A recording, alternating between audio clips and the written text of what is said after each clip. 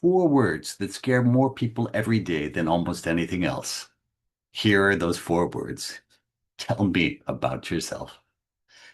You've heard those words 1,000 times in job interviews and meetings, the start of almost every conversation that matters. And for too many, the same thing happens.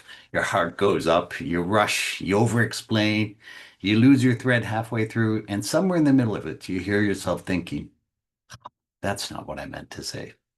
Now, this has been happening for a long time, long before any of the tools we use today. And it's going to keep on happening, sadly, long after the ones we're so impressed with right now are gone. Now, the problem has never been the tools. It's never been the content. It's always been the same thing. And the question there is, do you make a connection between the person who's speaking and the person that's listening? Is that connection real? Whether you're actually there.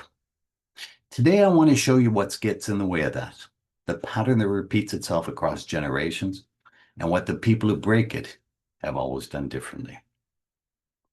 When people are connected to you, their ears are open. It doesn't matter if you're an introvert or a daring speaker. If you want to be heard, their ears need to be open. Something you might not know is how quickly people decide if they're going to connect with you in a meeting or a talk. You saw me up on screen today. You said, is this guy interested or not? That's something called thin slicing. That's our intuition, our gut feelings. And research shows you have a total of 200 milliseconds. That's 1/20th of the blink of an eye. Your audience at that point in time is not listening to your words yet because there hasn't been time for your words. They're listening to your heart, even if the heart is here on a Zoom call. When you understand this, you'll know you need more than words to be heard. Now, for generations, people have been hiding behind content, and the tools keep changing, but the move stays the same. You can think about the preacher in the 1800s who memorized a sermon word for word and delivered it with his eyes in the middle of the distance, never once seeing the congregation in front of him. The words were good, the theology was sound, but something was missing, and the room felt it. Or you can think about the executive in the 1990s who got this amazing tool called PowerPoint, so full of data that could stand in front of a boardroom and essentially read a document to people who could have read it themselves. And today, we have AI. In minutes, it can create confident and usually accurate content in minutes. Then we repeat its words. Different tools, different eras, but the same move. In every generation, we find something that makes the content better. And each generation, some of us make the same mistake. We let the content speak for us. We step behind it instead of stepping in front of it. We hand the room our content and hope it connects. The crutch changes, but the limb stays the same. And the audience in every area always knows. I call this the content trap, and it's older than any of the tools we blame it on. Now, what I'd like to do is I'd like to take you back to that question at the beginning, the scary question. And I'm going to go through it twice, and I hope you'll feel the difference between two different versions. The first version, I'm going to tell you about myself. Imagine we're in a meeting, people have been introducing themselves. I might not have even listened to the other people in front of me. And then I immediately jump in to tell you who I am. Hi, I'm Bryan Cassady, speaker and author based in Brussels. I work in AI and innovation. I've founded 11 companies across 6 countries, trained over 40,000 executives, wrote 2 books, run workshops in 30 companies. If you're interested in AI strategy, keynotes, or training programs, I do all of that. Now, the challenge is, what do you remember from that? You might remember a keyword or 2. Do you like me very much? Probably not very much. That is the content trap. Let me try a little bit different for you. This time, what I'm going to do is, I don't get to look out you as an audience because my camera is pointed the wrong way, but connect with the audience, put my feet on the floor, take a deep breath, exhale. Hi, I'm Bryan. I help people like you make innovation happen. I've spent 20 years doing that work in 30 countries. What I've learned is that the hard part is almost never technology. It's the human side. That's what I care about. That's why I'm here. That's why I'm talking with you. Do you feel the difference with that? What I hope you saw in the second version is there a bit of heart. The first version was the content trap in real time.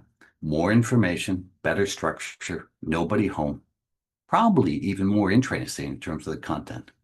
The second was trying to be there for you instead of just be sharing content. What I'm going to do is I'm going to share a 5-step sequence that you can use to get more heart in your talks. But first, I'm going to give you a little bit of data because it's going to show you that it's important to do that.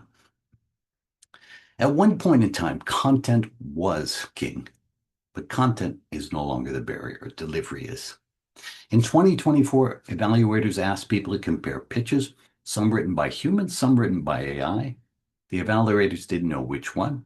80% chose the AI pitch, not because they liked AI, but because the content was better, clearer, tighter, argument stronger.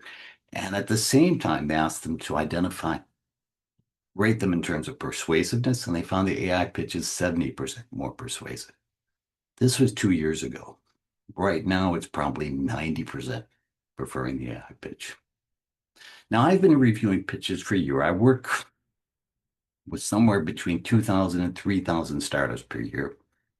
In 2025, every paid AI model was beating human written pitches. Today, in 2026, even the free ones are winning. Quite frankly, AI has won the content game.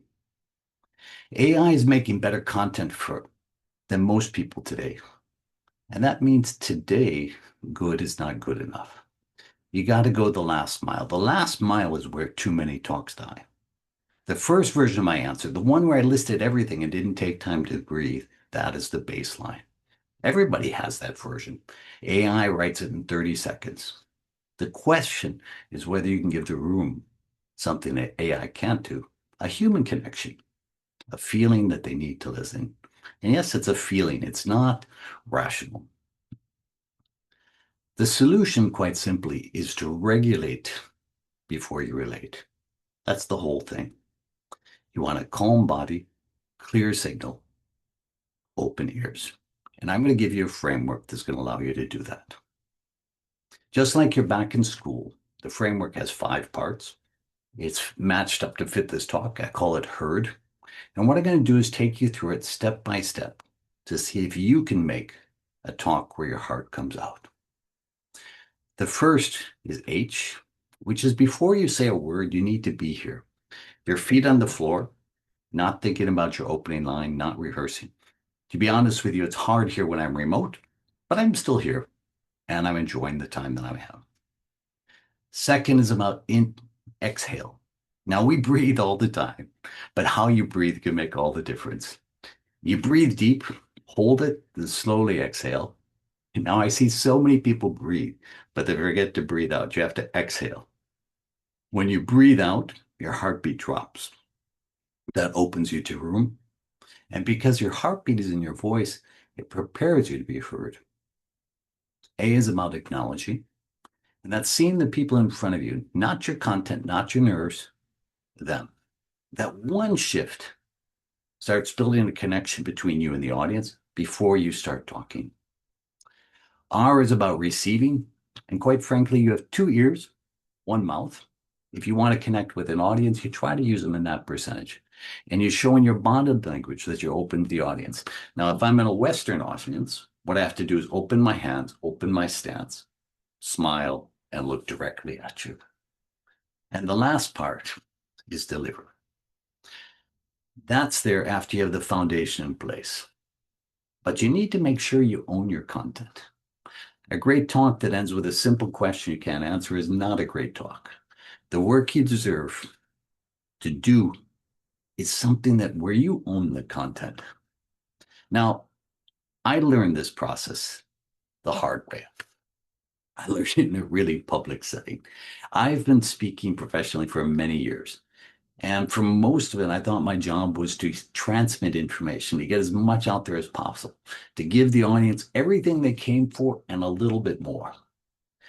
Then I started building a speaking program with a colleague, and one module hit me hard. As they say, who learns the most in a course is oftentimes the teacher. The name of the course was The Power of the Pause. Writing it, I realized something uncomfortable. I'd been performing at audiences for years. So focused on delivering content, I've forgotten to deliver myself. I'd been burying rooms in content. I needed to leave room for connection. I was doing exactly what the preacher did, what the executive did with the slide deck. I had my own version of the crutch, and I'd been leaning on it so long I'd even stopped noticing. People still liked the talks, but I wasn't connecting.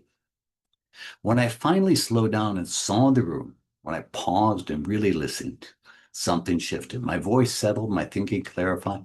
The talk stopped being about me and started being about them, and I was getting heard more. I started watching others, working with leaders across 30 countries. The pattern was always the same. The people with the strongest ideas were not always the ones who got heard. The people who got heard were the ones present enough for their ideas to matter, for the audience to care, for people's ears to be open. Now, we've been taught to talk in a lot of different ways. And the most common thing that we look at is we have people focusing on confidence and speaking tricks. Imagine your audience in their underwear. Talk in the mirror. See how wonderful you are. Now, that helps a little bit, but it doesn't help a lot.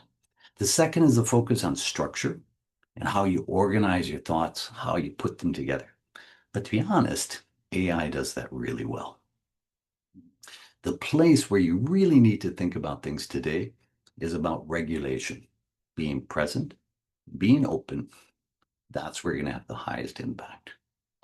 Now, the tools are going to keep getting better. That's not a question. Whatever comes after AI will raise the content level again. It has in the past, it will again. The printing press, the teleprompter, PowerPoint, AI plus. Each one made the content better.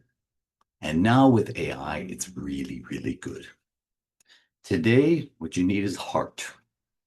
Heart is what's going to get your message across. Now, I can hear you saying, I don't have time to do this in an ordinary meeting. You don't have to have time to pause and close your eyes. But you can do it, masking your movements. What you can do is inhale as you walk up for your talk. Inhale as you sit down. Hold it for a beat as you make eye contact with everyone in the room. Then breathe out. This can be done in secret before you deliver your first line. You're regulating your body while you command the room. Nobody sees the work. They only feel the result. Now, showing your heart can feel a bit scary. Everybody gets a little bit nervous. And to be honest with you, it's not a problem. It's probably even something good. I want to tell you a story at the end about a famous actor, Henry Fonda. He's one of the greatest actors of all time. At 75, he still threw up before every stage performance. He did this his entire career. He didn't fix his nerves. His secret was regulation.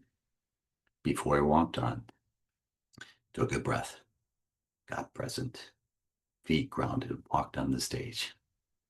Even if you're nervous, you can do the same. All it takes is a few deep breaths. Then you can be the human in the room. Today, what we're losing is humans in the room. It used to be content could carry a talk. Today, everybody has the content.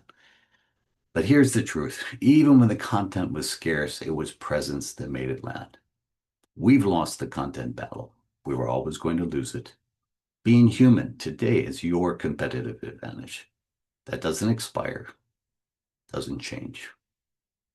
So before your next meeting or presentation or any conversation that matters, give yourself 30 seconds. Be heard. Put your feet on the floor. Exhale. Look at the room. Open up. Then deliver. You'll feel different, and the audience will listen differently. AI can produce amazing content, but it doesn't have a heart. That is still yours.